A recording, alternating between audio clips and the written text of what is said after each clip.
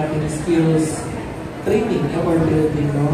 And one of which is actually marketing. So, if we do not have our resource here, we can ask help from Manila. It's just that we need to write, no? Eh, madali lang naman po yun. So, if we would like to start or to kick off with that kind, plus of course, other areas where we can, how do you call it, improve, no? Yun po, community through heritage, like doing tourism products relative to heritage, like yung ano ba ginagamit kapag mamimili tayo? Souvenirs, di ba? Kasi ang unang hinahanap ng mga turista pagkatapos silang napuntahan yung place is souvenir. So we can start kasi hindi lang naman pag naisip mo yun nakagad eh. You really have to conceptualize from the artistic side to the marketing side to the blah, blah, blah. We can also offer that to FLKI, no? Plus of course this is Santungan and it is envisioned to be a place where tourists will have to come here. We need tourist guides. We can also give free training for tourist guides. Kami po ang mag-take care. Basta kailangan po ng the soonest of tourist guide. Ang tulungan nila po kami hanapin kung sino natin i-capacity, no? Yung for capacity building. Sooner or later, kung tayo po ang gumagawa ng kwento dito, kailangan din natin ng mga iba pang tagapagkwento, tagapagsalaysay. And we can also help by including Santungan in our circuit, no? Kahit na Bulacan yan, galing na idudugtog dito, we can do that. There are many ways on how we can explore from capacity building, training, as well as of course, maybe helping them connect with other agencies. Alam niyo naman po, madali rin kapag government to government, no? Kaya nga, minsan nabasa ko si architect from Minali, nagkaroon sila ng capacity building yun sa kanilang simbahan, no? We can also do that here. Kasi nga kanina in-introduce ko my colleagues from NCCA Committee on Monuments and Sites, Built Heritage, are more than willing to do free mapping and comprehensive CMPs, no? Para to protect it through a narrative. So, kaya po kanina sinabi ni Ma'am Sonia na may nawawala or what, hindi po natin maitatala ulit yun kapag wala po tayong mapping ng anong mga resources natin. And of course, I am quite confident that there will be more and more donations that will have to come, like artworks, and that could also be used for studies, no? As well as magagamit po ito na parang fine example to represent Kapampangan aesthetics or whatsoever. So maybe if FLKI would want us to sit down in their meeting and we could cite, no, some of those services that we can offer. Most are free, others are shared. Kasi of course marami rin po tayong tungkulin sa iba pang bayan, sa iba mga probinsya. So basta gagawin po natin ng paraan, titignan po natin hanggang saan po tayo pwede makatulong, makaabot ng may bibigay sa ating Santungan and of course sa FLKI. Thank you, Richard, RD Dainos for that. But again, that also, the same question goes to other stakeholders, such as what will be the role now of the church to make sure that this venue will be promoted as well?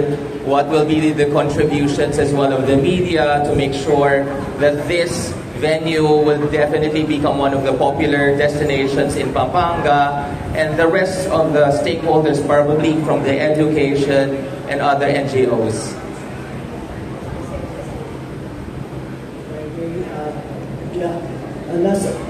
Sabi na ng director about the souvenir.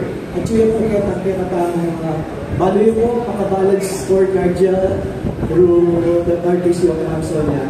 Yung plano ni Foundation for the Makatampangan, yung SKK. So, through that ating measures, may naman meron ka rin pantunay benefit superiors. Pinagsuya kayo ni Director Len Cordonio, karek MSMEs. Kailangan na po rin. Itang commercial tourism, so itang may utang hanggang magnet lang, matintang muli. Kaya natapos siguro na itang pamanat, kapampangat, na pantunan doon, na itang nagkakini. Through the help of Len, and DOST, former colleagues like a government then, follow itang programa rin ang product development, kanita, assured na rin tourist na quality lang, dahil ang itipid na kedi.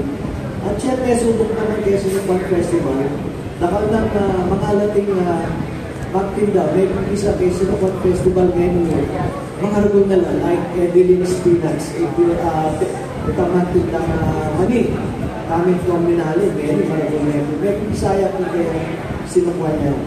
So, dito po, with the help of the national government and other local governments, with the collaboration, hopefully, dito yung isaw-saw na sabi ko na lang dito, kailangan din naman ngayon isuporta na naman yung aliwang sektor na engage lang naman kailangan passive o magaldo. Like, of course, the media, the tour service provider, kailangan i-promote dyan naman yun. At di kami manuwala kayo ni Father Resty, itang tagimpan, paninap na rin fundador ng FRPI, paninap yung ngayon magagawa, legal by legal, step by step. But with the help of the DOT, the ACTOP, the provincial government, and everybody, palagay po natin yung asantig para sa aming kinakamo, SKK and other activities ng FRPI. Maraming salamat kami members of the Ako'y natutong umawit, naging makulay ang aking munting daigdig. Tila ilo pala ang pag-ibig, kung malalim ang naming pag-ibig, kung umabaw ang kalupag-ibig, ay sadyang nanginginig. Magmula nang ako'y natutong umawit, bawat sandali aking pilit mabatid, ibig na magituturing natin, mapupuri pagkakot namin, di marami at di magsasabi, heto na inyong dinggin.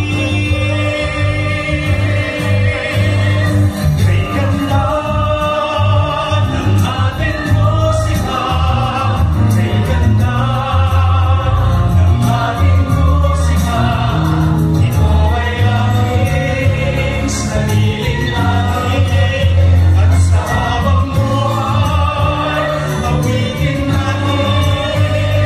Kay ganda ng ating musika, kay ganda ng ating musika, ito ay ating sariling atin.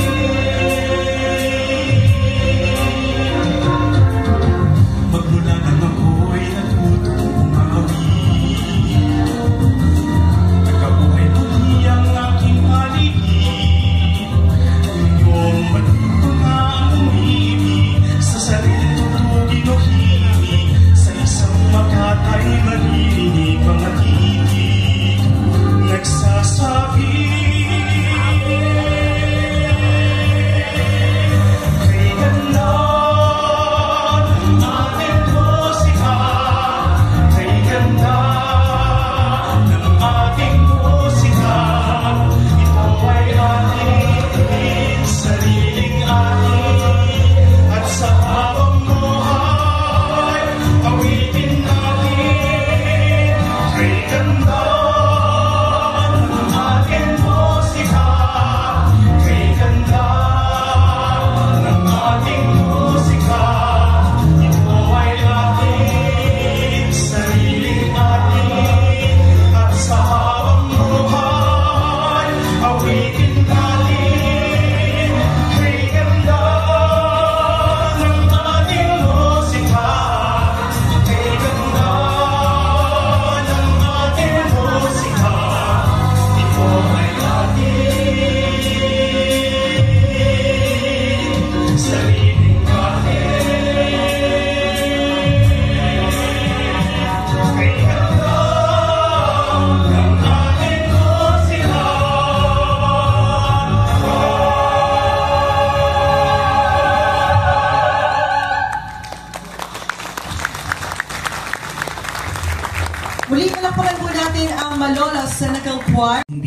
kundi po sa isa sa mga taong katuwang din po ng ating tanggapan na mailunsad po ang mga programa po sa hapong ito.